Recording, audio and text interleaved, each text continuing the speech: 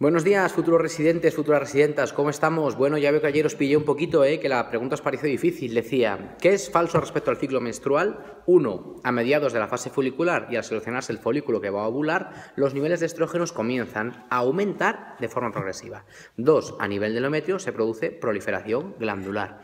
3 días antes de la ovulación, el estradiol comienza un ascenso rápido. Los altos niveles de estrógeno en esta etapa producen modificaciones a nivel del cuello uterino. Veo que esta opción nos ha complicado mucho la vida.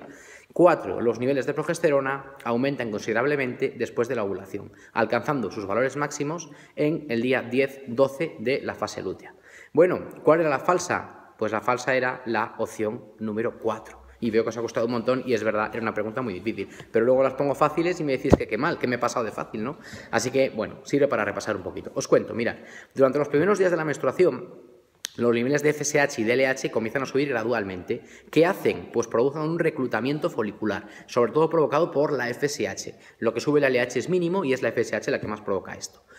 Los niveles de estrógenos en este momento son bajos. Al principio del ciclo los niveles de estrógenos son bajos. Estos aumentan de forma progresiva con el desarrollo del folículo. Durante la primera semana después de la menstruación, la FSH va aumentando poco a poco, los folículos comienzan a crecer y la FSH aumenta la expresión de sus propios receptores en las células del folículo.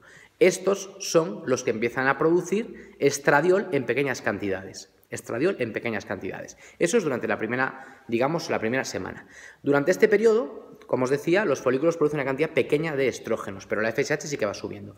A mediados de la fase folicular se selecciona el folículo que va a ovular. Entonces, a partir de aquí, los niveles de estrógenos van a aumentar de forma progresiva.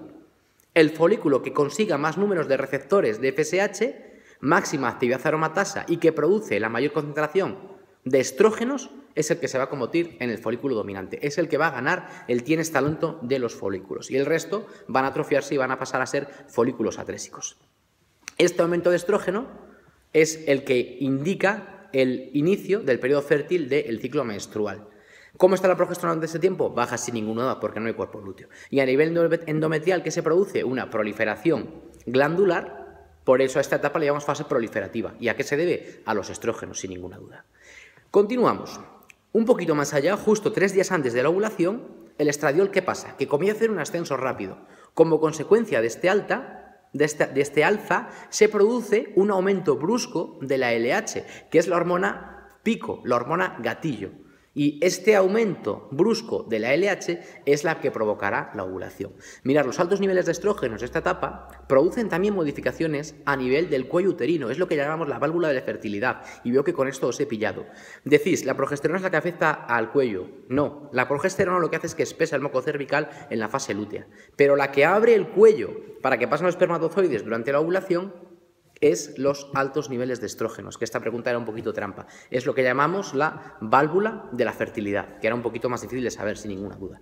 La ovulación se correlaciona con la variación de los niveles de estrógenos y con la LH, y la mujer ovula aproximadamente 1 día y medio después del pico de estrógenos y alrededor de 10-12 horas después del pico de LH. Esto creo que lo sabéis y bastante bien. Y ahora continúo. La fase lútea se caracteriza por la producción de progesterona, claro, la produce el cuerpo lúteo. Los niveles de progesterona aumentan considerablemente después de la ovulación y alcanzan su valor máximo en torno a 7-8 días de la fase lútea.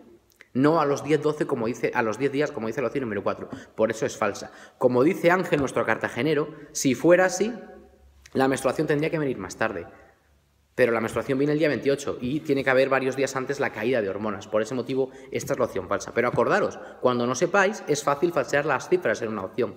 La 4 es la que he falseado modificando simplemente las cifras, como os decía. Por tanto, ¿cuándo alcanza la progesterona su máximo nivel? A los 7-8 días tras la ovulación, a los 7-8 días tras la fase lútea. Ya sabéis además que la progesterona es responsable del alza de la temperatura corporal en esta etapa. En este tiempo, ¿los estrógenos qué hacen? Pues estimulan la proliferación del endometrio y la progesterona lo que hace es que estimula la vascularización de este endometrio. Por eso estas glándulas se hacen secretoras y se engrosan. Se están preparando para un posible embarazo. Y a nivel del cuello del útero, la progesterona produce un moco llamado tipo G. ¿Qué hace? Que cierra el orificio cervical, es decir, cierra la válvula de fertilidad, cierra el cuello del útero espesando ese moco. O sea, que el cuello del útero lo abren los estrógenos, abren la válvula de fertilidad, la progesterona la cierra espesando el moco cervical. ¿Lo veis un poquito cómo sería la relación entre unos y otros? Bueno, poco más deciros. Un alza en los niveles de progesterona plasmáticos, ¿qué provoca? Pues una retroalimentación negativa, una bajada significativa en la secreción de LH, por eso cae la LH. Y esto causa la degeneración del cuerpo lúteo, bajan los niveles de progesterona, lo que trae como consecuencia pues el desprendimiento del flujo del endometrio unos días después, con lo que se inicia un nuevo ciclo posterior. La menstruación tiene una duración aproximada de 3-5 días y durante esta etapa la capa vascularizada del útero o endometrio se descama y sale del cuerpo a través de la vagina. Y para terminar, recordar que este sangrado es semicoagulado, nunca se va a coagular y van a contener pequeños grupos de células endometriales y moco. Y yo creo que poco más, yo creo que con esto hemos repasado un poquito el ciclo. Es una pregunta difícil, lo sé, pero lo importante es lo que podéis aprender de ella, más que en sí si la habéis acertado o fallado. Espero que habéis aprendido un montón, así que nada, muchísimas gracias. Mañana viernes os subo una diapo para repasar un poquito y este concepto tenerlo claramente dominado, ¿vale? Venga, gracias chicos, chicas, chao.